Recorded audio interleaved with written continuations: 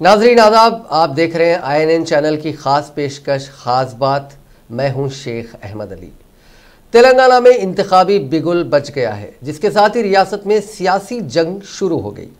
मौसम बरसात तो रुखसत हो रहा है, लेकिन अब आने वाले दिनों में वादों और दावों की ज़बरदस्त बारिश का मौसम आएगा। रियासत में एक के बाद एक इंतखाबात होने वाले हैं। दोबा ज़मनी इंतखाबात, ग्रेजुएट हल्के के लिए कानून साज काउंसिल के इंतखाबात के अलावा ग्रेटर हैदराबाद म्यूनसिपल कॉरपोरेशन का इलेक्शन होगा। इसके अलावा खम्मम और वरंगल म्यूनसिपल कॉरपोरेशन के इंतखाबात भी होने हैं। एक तरह से ये कहा जा सकता है कि तेलंगाना में इलेक्शन सीजन का आगाज़ हो गया है। अब आने वाले चंद माह तक सियासी जमातें अवाम के दरमियान रहते हुए उनसे वादे करेंगे और हुक्मरान जमात की जानिब से तरक्की के झूठे दावे भी किए जाएंगे और अवाम को फिर हथेली में जन्नत दिखाई जाएगी। पता नहीं कौन क्या नया वादा करेगा। कई मामलात में अवाम की राय को नज़रअंदाज करते हुए अपनी मनमानी करने वाली TRS पार्टी इन इंतखाबात में कामयाबी के लिए एड़ी चोटी का जोर लगा रही है। ख़बरअज़ीं इलेक्शन कमीशन ऑफ इंडिया ने तेलंगाना और आंध्र प्रदेश की ग्रेजुएट और टीचर्स ज़मरे की MLC नशिस्तों के लिए नोटिफिकेशन जारी करते हुए इसका शेड्यूल जारी किया। ग्रेजुएट हलकों में अरकान की मियाद मार्च 2021 को ख़त्म हो रही है। हैदराबाद, रंगारेड्डी और महबूबनगर अजला पर मुश्तमिल हलके से BJP कायद N रामचंद्र राव, जबकि वरंगल, खम्मम और नलगोंडा निशिस्त से TRS के P राजेश्वर रेड्डी मुंतखब हुए थे। 1 दिसंबर को फेरिस्त का मुसवदा जारी किया जाएगा, जबकि 18 जनवरी को ख़तई फेरिस्त जारी की जाएगी।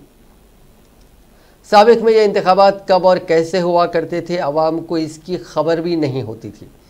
सियासी जमातें भी अपने तौर पर सियासी सतह पर मामूली इंतजामात के साथ इंतखाबात में हिस्सा लिया करती थी, लेकिन जब से तेलंगाना की तश्कील हुई है, तमाम इंतखाबात में अपने उम्मीदवारों की कामयाबी के लिए TRS की जानिब से गैर मामूली जोश दिखाया जा रहा है। पार्टी की सरगर्मियाँ देखते हुए अवाम में ये तासुर पाया जाता है कि हुक्मरान जमात ये चाहती है कि पूरी रियासत में TRS के सिवा किसी और जमात का परचम नजर न आए। साबिक़ में हम देख चुके हैं कि दीगर जमातों के कायदीन की TRS में शमूलियत के लिए क्या क्या सियासत नहीं की गई। अब भी जबकि रियासत में इंतखाबात के मौसम का आगाज़ हो चुका है, हर दिन अखबारात में दीगर पार्टियों के कायदीन की शमूलियत की खबरें नज़र आ रही हैं। इसी दौरान GHMC इंतखाबात के लिए भी तैयारियों का आगाज़ कर दिया गया है, ताकि रियासती इलेक्शन कमिश्नर की जानिब से बल्दी इंतखाबात के नोटिफिकेशन की इजराई की सूरत में मजलिस बल्दिया अजीम तर हैदराबाद के ओहदेदारों को इंतखाबी तैयारियों की ज़रूरत बाकी ना रहे। गुज़िश्ता इंतखाबात में सियासी हरबा आजमाते हुए TRS ने 99 नशिस्तों पर कामयाबी हासिल की थी और अवाम से कई वादे किए गए थे, और ये कहाँ तक वफा हुए, ये बात किसी से ढकी छुपी नहीं है।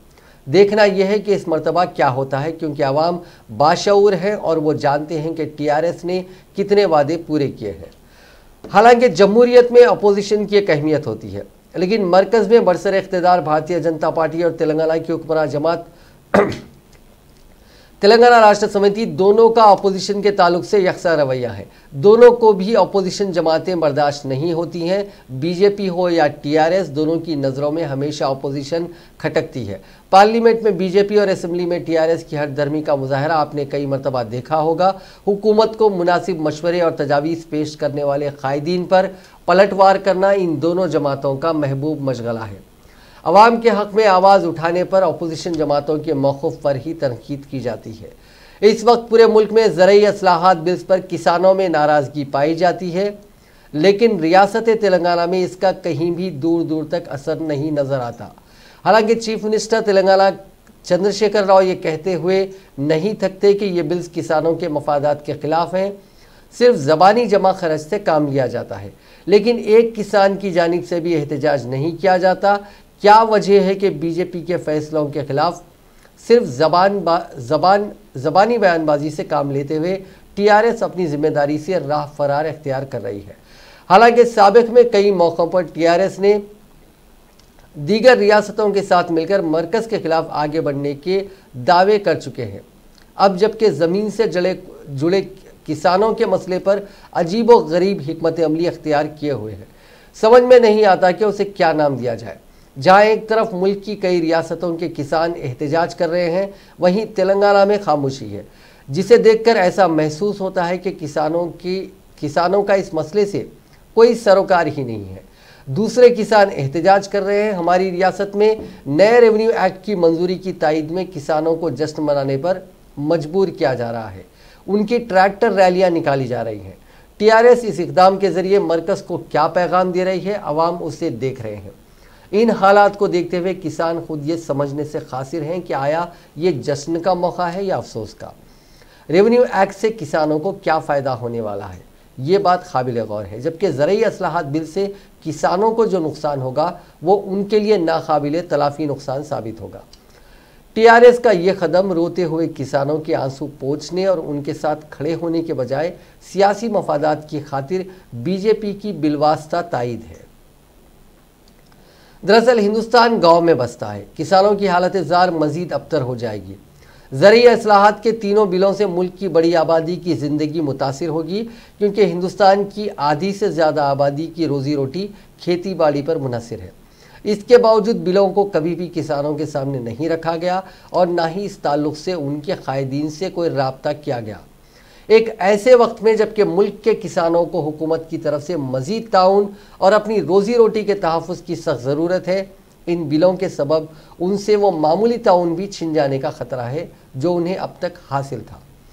रियासती वज़ीर हरीश राव की तकारीर का बगौर जायज़ा लिया जाए तो मालूम होगा कि वो बीजेपी पर तनकीद करते हुए ये तासुर देने की कोशिश कर रहे हैं कि उनकी जमात का मुकाबला बीजेपी से ही है और रियासत में कांग्रेस का वजूद ही नहीं।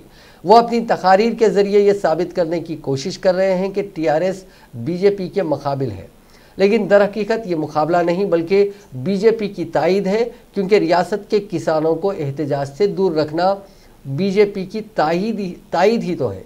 रियासत के अवाम इस बात को बखूबी समझते हैं कि टीआरएस और बीजेपी के दरमियान दर पर्दा क्या चल रहा है।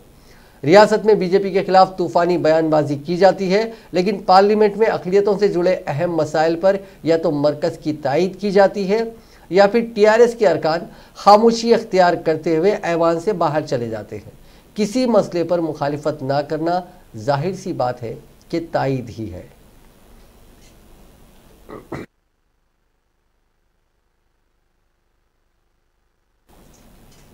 यूपी के हाथरस मामले की मुतासिरा की पोस्टमार्टम रिपोर्ट सामने आ गई है। सफदरजंग हॉस्पिटल के डॉक्टरों के पैनल के जरिए किए गए पोस्टमार्टम में कहा गया है कि लड़की की मौत गले की हड्डी टूटने से हुई। रिपोर्ट में कहा गया है कि बार बार गला दबाने से हड्डी टूट गई थी। गले पर चोट के निशान भी मिले हैं। हालांकि रिपोर्ट में रेप की बात नहीं कही गई। पोस्टमार्टम रिपोर्ट में कहा गया है कि गला दबाने से सर्विकल स्पाइन टूट गई है, जो मौत की अहम वजह बनी। इससे पहले अलीगढ़ के जैन मेडिकल कॉलेज की रिपोर्ट में भी गले की हड्डी टूटने की बात कही गई थी। मेडिकल रिपोर्ट में कहा गया था कि गला दबाने की वजह से सर्विकल स्पाइन का लेगामेंट टूट गया था। मेडिकल रिपोर्ट में भी रेप की बात से इनकार किया गया था। बता देंगे इस मामले में मुतासिरा ने मौत से पहले दिए बयान में कहा था कि उसका रेप हुआ था, उसके बाद दुपट्टे से उसका गला दबाया गया था, लेकिन चीख पुकार सुनकर मां के पहुंचने पर मुलजिम फरार हो गए थे। इस दरमियान मुतासिरा का एक वीडियो भी सोशल मीडिया पर वायरल हो रहा है, जिसमें वो कहते नजर आ रही है कि मुलजिम ने उससे पहले भी इसके रेप की कोशिश की थी, लेकिन उस वक्त उसके चुंगल से निकलकर भागने में कामयाब रही थी। लेकिन 14 सितंबर को ऐसा नहीं हुआ। मुलजिम संदीप और रवि ने उसका रेप किया। उस वक्त राम कुमार और लोकेश भी मौजूद थे। बता दें कि 15 दिन बाद 29 सितंबर को मुतासिरा ने दिल्ली के सफदरजंग हॉस्पिटल में दम तोड़ दिया था। मामले में सभी चारों मुलजिम जेल में हैं और मामले की जांच की जा रही है। मुतासिरा की मौत के बाद अवाम में बेहद गुस्सा नजर आ रहा है, जिसके मद्देनज़र सीएम योगी ने 3 रुकनी एसआईटी की तश्कील की है, जो अपनी जांच रिपोर्ट सौंपेगी। साथ ही इस वाक़े को लेकर फास्ट ट्रैक कोर्ट, इस वाक़े की जांच और जो ट्रायल होगा वो एक फास्ट ट्रैक कोर्ट में होगा, इस बात की भी हिदायत दी गई है। इस वाक़े ने उत्तर प्रदेश में सियासी हंगामा खड़ा कर दिया है। रियासती हुकूमत की जानिब से मुतअद्दिद इक़दामात भी अपोजिशन और अवाम को खामोश नहीं कर सके, जिनके एहतजाज का सिलसिला बदस्तूर जारी है। हाथरस के बाद यूपी के बलरामपुर और सहारनपुर में इसी तरह के वाक़यात पेश आने पर रियासती हुकूमत को चौतरफा तनकीदों का सामना करना पड़ा है। जुमेरात की सुबह मुरादाबाद में गंदगी साफ करने वाले मुलाजिमीन एहतजाजन शहर को साफ करने से इनकार कर दिया। मुरादाबाद की तरह रियासत के दीगर मकामात पर भी एहतजाज के इम्कानात हैं। तुम्हारी लड़की अगर कोरोना से मर जाती तो मुआवजा मिल जाता। ये सब धमकियां मिल रही हैं, पापा को धमकाया जा रहा है। ये बोल रहे हैं कि केस मतलब रफा दफा हो जाएगा, अगर सब केस रफा दफा हो जाएगा। ये सब वीडियो दिखा देंगे, मम्मी की उल्टी सीधी वीडियो बना रखी है। जो उस टाइम में वो हालात ऐसे थे, जो मन में आ रहा वो सब लोग बोले जा रहे, यही सब करके अब ये लोग हमें यहाँ रहने नहीं देंगे। ये डीएम बहुत ज्यादा ही चालबाजी कर रहे हैं। हम लोगों के साथ में इतना प्रेशर डाल रहे हैं जबरदस्ती कि हम लोगों ने इतने लोग तुम्हारी बात का कोई भरोसा नहीं है, तुम जबरदस्ती बयान बदल रहे हो, तुम पे कौन भरोसा। पापा पे बुलवा रहे, बयान बदलने से तुम्हारी कोई वो रहेगी, हम लोग दूसरी जगह चले जाएंगे। ये सब इस मामले में जिले के डीएम प्रवीण लश्कर का एक वीडियो वायरल हो रहा है। इसमें वो मुतासिरा खानदान को धमकाते दिखाई दे रहे हैं। डीएम कह रहे हैं कि अपना एतबार बनाए रखें, मीडिया आज यहाँ है, कल नहीं रहेगा, सब चले जाएंगे। आप हुकूमत की बात मान लो, आप बार बार बयान बदलकर ठीक नहीं कर रहे हैं, आपकी क्या ख्वाहिश है। डीएम ने इस मामले में जुमेरात शाम को सफाई दी और कहा कि उन्हें आज पता चला कि मुतासिरा खानदान किसी बात पर खुश नहीं है। इसको लेकर उन्होंने आज उनसे फिर मिलने वो गए थे। उन्होंने कहा कि नाराज़गी जानने की कोशिश की जा रही है, जो लोग नेगेटिव और गलत खबरें चला रहे हैं वो उनकी तरदीद करते हैं। अब आपकी इच्छा, आपको बार बार बयान बदलना नहीं बदलना है, अभी जल्दी बदल जाए। आप अपनी विश्वसनीयता खत्म मत करिए। तो मीडिया वाले मैं आपको बता दूं, आज अभी आधे चले गए, कल सुबह तक आधे और निकल जाएंगे, 2-4 बजेंगे कल रात, तो हम ही आपके साथ खड़े हैं। हाथरस गैंगरेप मामले में अब एक नया मोड़ आ गया है। कांग्रेस के कायद राहुल गांधी और प्रियंका गांधी को मुतासरा कुंबे से मुलाकात के लिए हाथरस जाते वक्त उनके काफिले की गाड़ियों को ग्रेटर नोएडा में ही रोक दिया गया। इसके बाद दोनों कांग्रेस कायदीन ने पैदल ही रवाना होने का फैसला किया। राहुल प्रियंका उस वक्त यमुना एक्सप्रेस वे पर मौजूद थे और हाथरस की तरफ गामजन थे। पुलिस की तरफ से हाथरस की तरफ पैदल मार्च करने वाले कांग्रेस कारकुनान पर ताकत का इस्तेमाल किया गया। राहुल गांधी समेत कई कायदीन को रोका गया। इस दौरान कुछ कारकुनों की पुलिस के साथ झड़प भी हुई। दरियासना राहुल गांधी ने यूपी हुकूमत पर निशाना लगाया। उन्होंने कहा कि मैं हाथरस के मुतासरा कुंबे से मिलने जा रहा हूँ, ये मुझे नहीं रोक पाएंगे। यमुना एक्सप्रेस वे पर राहुल के काफिले के रोके जाने के बाद से वो पैदल ही लगातार आगे बढ़ रहे थे और उनके साथ प्रियंका गांधी भी थी और चंद कारकुनान के साथ वो पैदल मार्च कर रहे थे।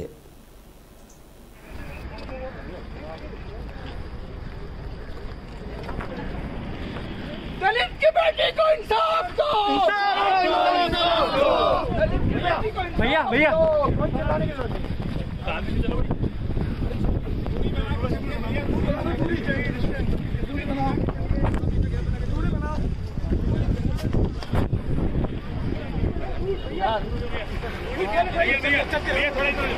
जिस तरीके से लाठीचार्ज किया गया, देखिए हम पे लाठीचार्ज वगैरह सब ठीक है, हमारे खिलाफ जो भी कार्रवाई करें करने दें, लेकिन इनका व्यवहार जो उस पीड़िता के परिवार के साथ रहा है वो शर्मनाक है और ऐसा अन्याय हमने देखा नहीं है कि जो हिंदू धर्म के रखवाले अपने आप को कहते हैं, जो सरकार हर छोटी चीज पर धन का नाम लेती है, उस सरकार ने एक पिता को अपनी बेटी की चिता को जलाने नहीं दिया।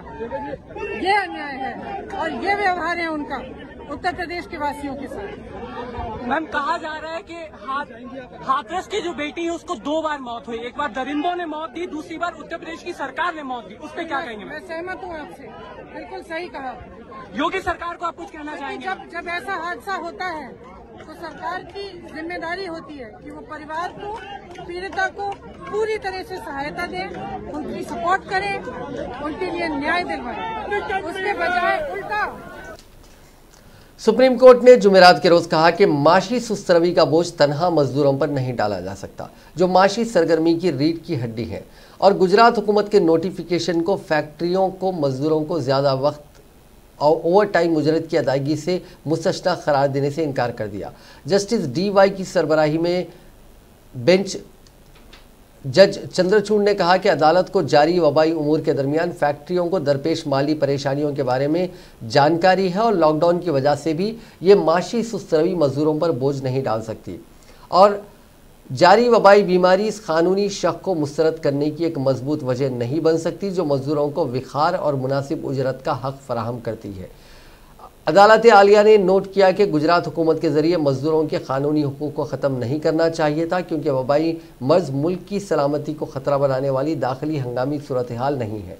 अदालत उज़्मा का हुक्म गुजरात के लेबर एंड एम्प्लॉयमेंट डिपार्टमेंट के नोटिफिकेशन को चैलेंज करने वाली एक दरख्वास्त पर आया है जिसमें गुजरात के तमाम फैक्ट्रियों को फैक्ट्री एक्ट 1948 की दफात से छूट दे दी गई जो रोज़ाना के औकात कर हफ्तावार काम के औकात वक्फे से मुतालिक है। बालिग कारकुनों के स्प्रेड ओवर्स और आवर्स और यहाँ तक कि एक्ट के सेक्शन 59 के तहत तयशुदा डबल रेट पर ओवर टाइम उजरत की अदायगी से भी दरख्वास्त में मौक़िफ़ इख्तियार किया गया है।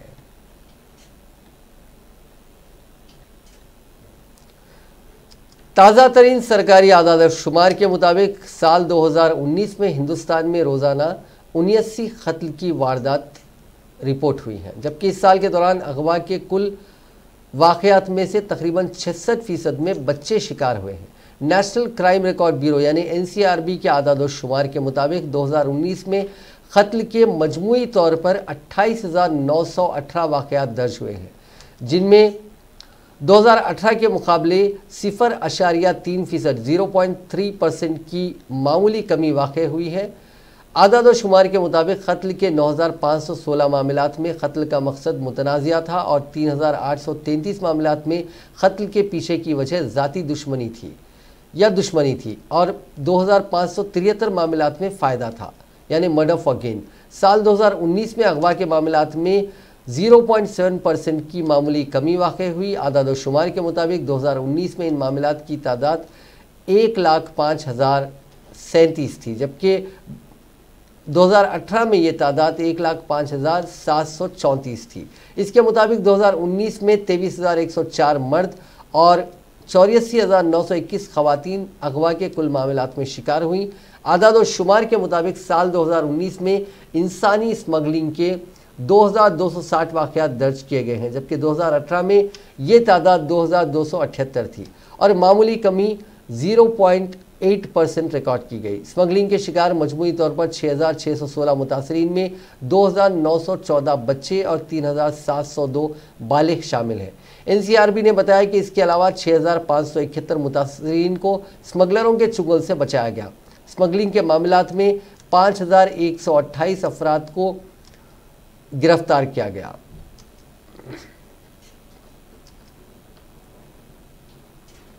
अब बात कोरोना वायरस की। दुनिया भर में कोरोना वायरस से मुतासरीन का आंकड़ा 3,42,00,000 से ज़्यादा हो गया। ठीक होने वाले मरीजों की तादाद 2,54,90,891 हो गई है। मरने वालों का आंकड़ा 10,20,114 हो चुका है। अब भी दुनिया भर में 77,30,655 मरीजों का इलाज चल रहा है जिनमें से 66,022 की हालत तशवीशनाक है।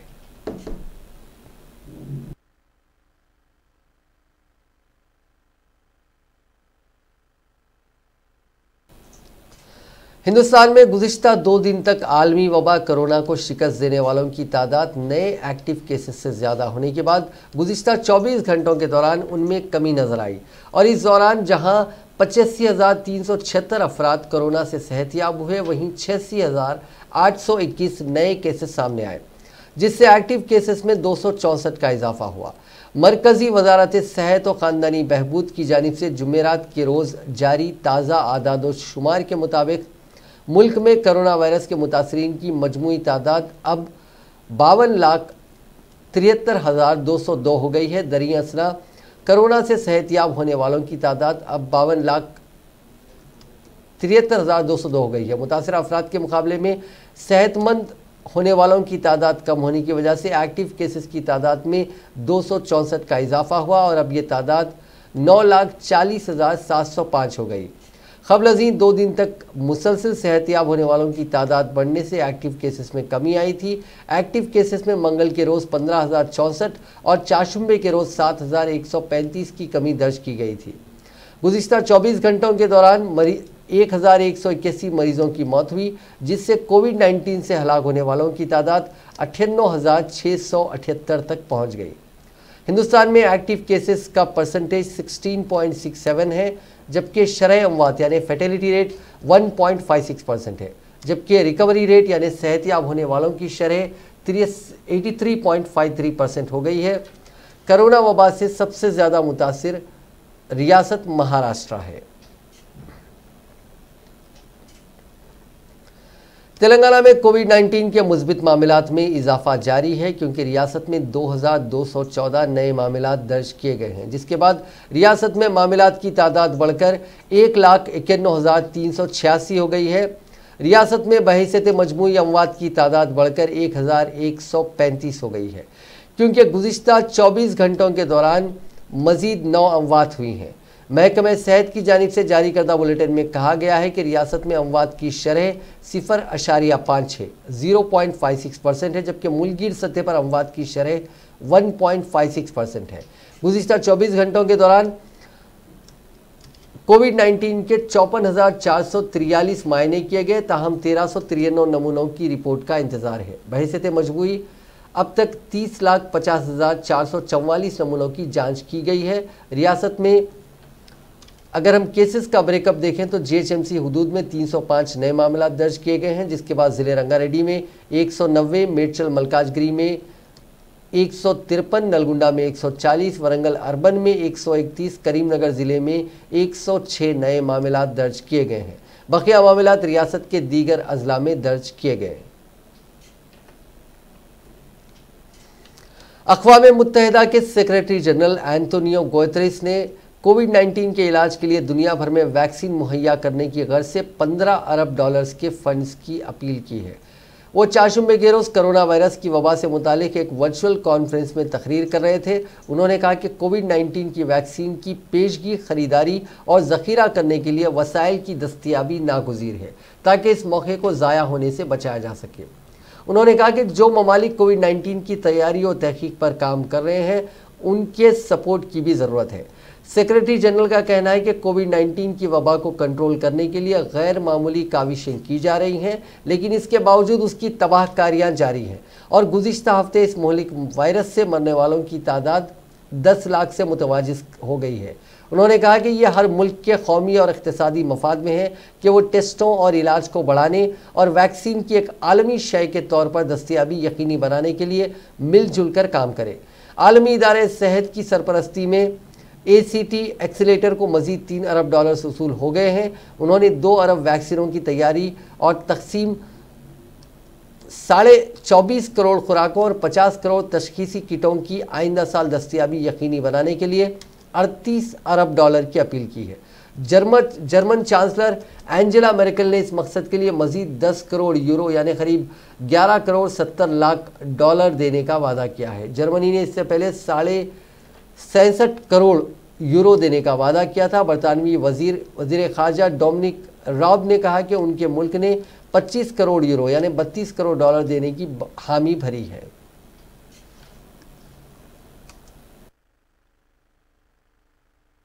Research institutes, foundations and private enterprises are working night and day to prove this unique model works.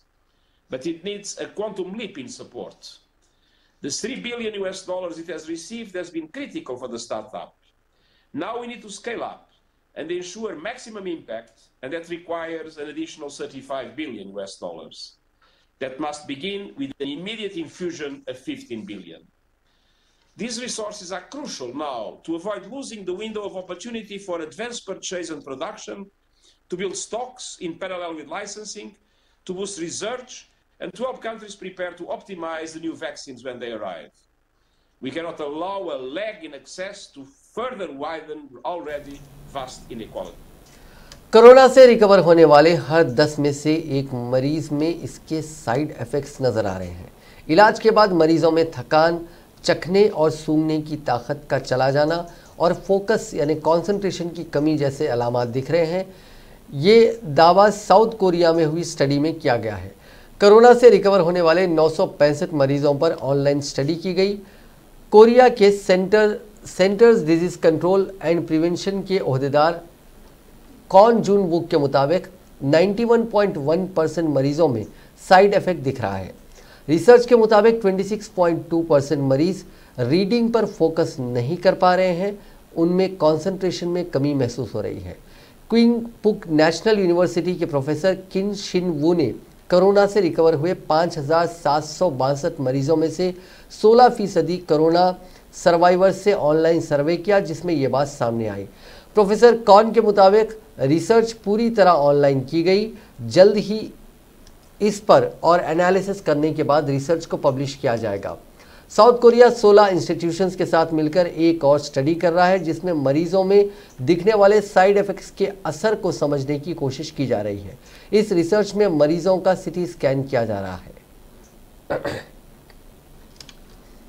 हवा में कोरोना के जर्रात मौजूद हो सकते हैं, रिसर्च में भी ये बात साबित हो चुकी है। इसीलिए ऐसी डिवाइस तैयार की गई है जो बताएगी कि हवा में कोरोना के जर्रात मौजूद हैं या नहीं। ये डिवाइस कनाडा के कंट्रोल एनर्जी कॉर्प ने तैयार किया है और नाम रखा है बायोक्लाउड। ये कंपनी एयर क्वालिटी और मॉनिटरिंग इक्विपमेंट तैयार करने के लिए जानी जाती है। Canadian company control energy Corp ने वबा की शुरुआत से ही इस डिवाइस को बनाने की तैयारी शुरू कर दी थी। इसके लिए कंपनी ने कनाडा की ही 2 लैब्स में पहले वायरस पर रिसर्च की, इसके बाद बायोक्लाउड डिवाइस तैयार की। जिस जगह की हवा को जांचना है वहां इस डिवाइस को ले जाया जाता है। डिवाइस हवा को अंदर खींचती है और उसकी जांच करती है। रिपोर्ट पॉजिटिव होने पर वहां के लोगों की जांच की जाती है। इसका इस्तेमाल ऑफिस, क्लासरूम और मॉल जैसी जगहों पर किया जा सकता है, जहां लोगों का आना जाना लगा रहता है। इस डिवाइस की टेस्टिंग कनाडा के वेस्टर्न यूनिवर्सिटी के माइक्रोबायोलॉजिस्ट प्रोफेसर डेविड हेनरिक्स ने की है। टेस्टिंग में हरी झंडी मिलने के बाद अब इसे बाजार में लाने की तैयारी चल रही है। कंपनी का दावा है कि उसे दुनिया भर से इसके रिकॉर्ड ऑर्डर मिल रहे हैं। कंपनी हर महीने ऐसी 20,000 डिवाइसेस तैयार कर सकती है। इस नई डिवाइस से उम्मीद की जा रही है कि कोरोना के इन्फेक्शन का खतरा कुछ हद तक कम किया जा सकेगा।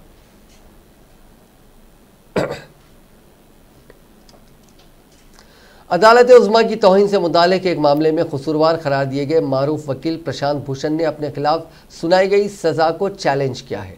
तौहीन अदालत का कसूरवार पाए जाने के बाद प्रशांत भूषण को बतौर सज़ा 1 रुपये का जुर्माना अदा करने के लिए कहा गया था और वक्त मुकर्ररा पर उन्होंने उसकी अदायगी भी कर दी, लेकिन इस फैसले को उन्होंने सुप्रीम कोर्ट में चैलेंज कर दिया और कहा कि फैसले पर असर-ए-नौ गौर किया जाना चाहिए। सुप्रीम कोर्ट में अर्जी दाखिल करते हुए प्रशांत भूषण ने 31 अगस्त को सुनाए गए अदालत के फैसले का असर-ए-नौ जायजा लेने का मुतालबा किया। काबिल जिक्र है कि सुप्रीम कोर्ट में 1 रुपये का जुर्माना अदा करने के बाद ही प्रशांत भूषण ने मीडिया से कहा था कि जुर्माने की रकम जमा करने का ये कतई मतलब नहीं है कि उन्होंने अदालत का फैसला मंजूर कर लिया।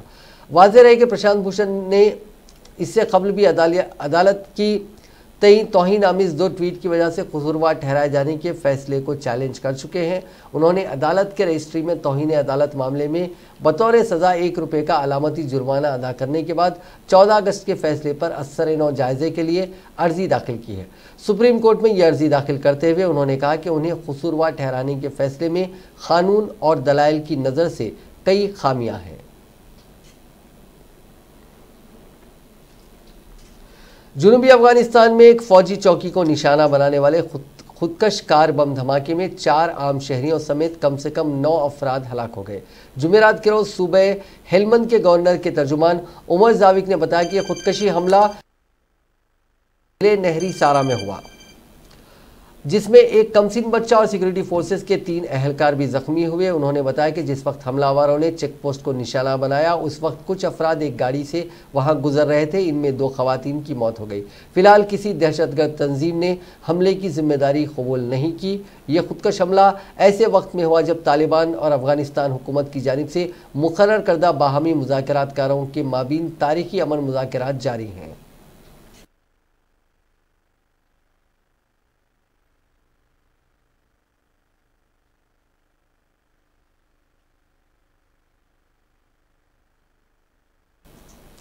नाज़रीन, आज की खास बात में बस इतना ही। आपसे कल मुलाकात होगी नई खबरों के साथ, नए एनालिसिस के साथ। फिलहाल दीजिए इजाज़त। खुदा हाफिज़।